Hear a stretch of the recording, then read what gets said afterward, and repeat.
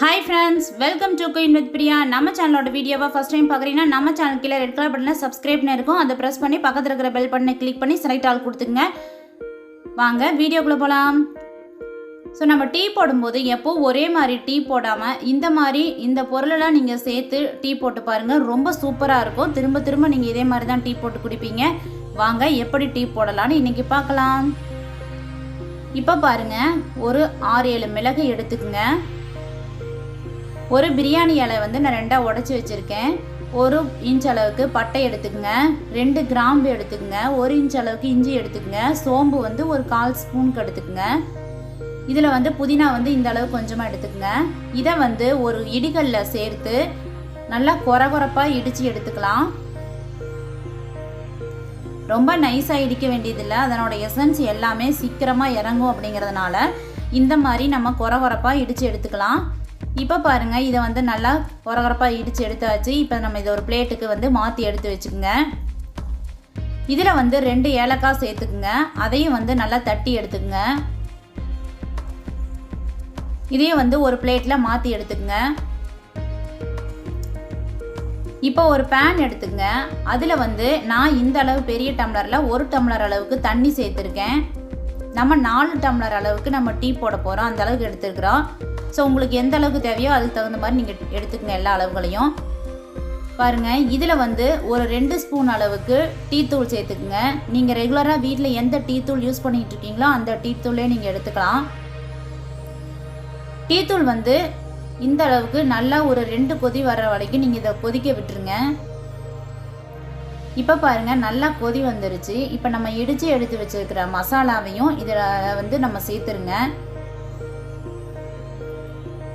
இந்த மசாலாவும் டீ தூளும் வந்து நல்லா கொதிக்க வைக்கும்போது தான் நமக்கு டீ வந்து ஒரு நல்ல டேஸ்ட்டில் கிடைக்கும். அதனால் நீங்கள் வந்து இதை தொடர்ந்து இந்த மாதிரி நல்லா ஒரு ஸ்பூன் வச்சுட்டு நல்லா கலந்து கொடுத்துக்குங்க. பொங்கி வரும்போது நீங்கள் ஸ்பூன் வச்சு கலக்கினீங்கன்னா பொங்கி வராது. குறைச்சி வச்சு கூட்டி வச்சு நீங்கள் இந்த மாதிரி அடுப்பை வந்து குறைச்சி கூட்டி இந்த மாதிரி நீங்கள் வந்து நல்லா கொதிக்க வச்சுக்குங்க. பாருங்கள், இப்போ வந்து ஒரு கொதி வந்து நல்லா கொதிச்சு வந்துருச்சு. எசன்ஸ் எல்லாமே இப்போ நல்லா இறங்கி இருக்கும்.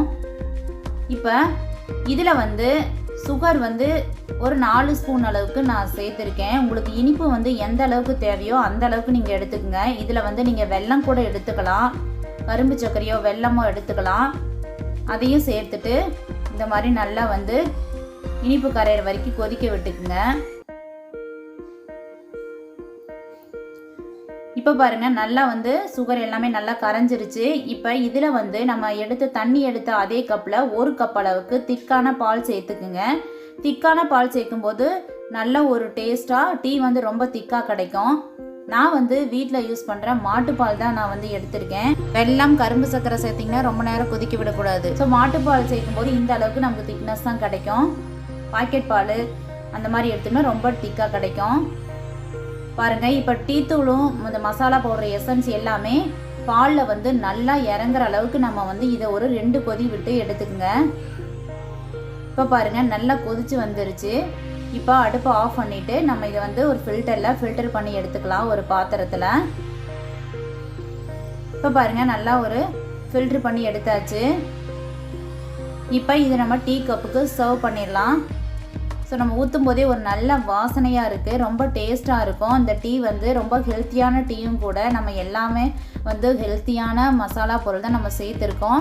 ஸோ ரொம்ப டிஃப்ரெண்ட்டான ஒரு டேஸ்ட்டில் இருக்கும். ஸோ நீங்களும் இந்த மாதிரி செஞ்சு ட்ரை பண்ணி பாருங்கள். இந்த வீடியோ உங்களுக்கு பிடிச்சிருந்தா லைக் பண்ணுங்கள், ஷேர் பண்ணுங்கள், கமெண்ட் பண்ணுங்கள். மறக்காமல் நம்ம சேனலுக்கு சப்ஸ்கிரைப் பண்ணாமல் இருந்தீங்கன்னா சப்ஸ்கிரைப் பண்ணி சப்போர்ட் பண்ணுங்கள். Thanks for